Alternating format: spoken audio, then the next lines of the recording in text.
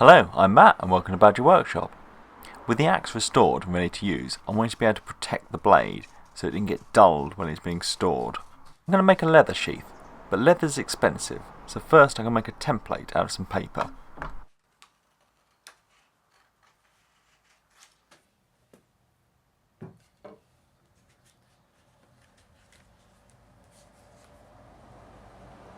When I'm happy the design will work, I can then trace it out on some leather, and then just cut it out using a craft knife.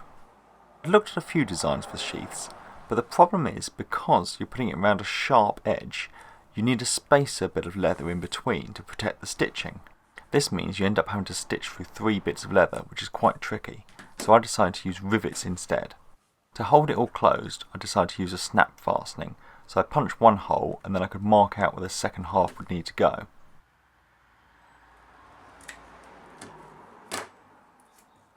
I could use my setting tool that makes setting snaps so much easier than trying to do it with a hand tool, especially in leather that's quite thick like this.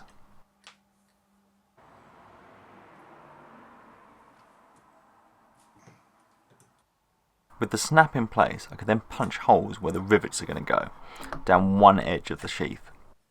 I then put in place the spacer bit. This will stop the blade of the axe actually touching the metal rivets. I could then put a pencil through the hole and mark where they need to be punched out.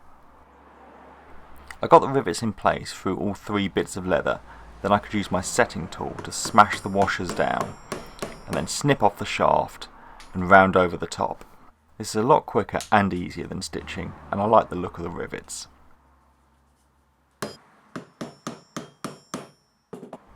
I forgot to stamp my logo on, and it would have been a lot easier before it was all riveted together, but I managed to get it in place. Last thing was just burnish the edges.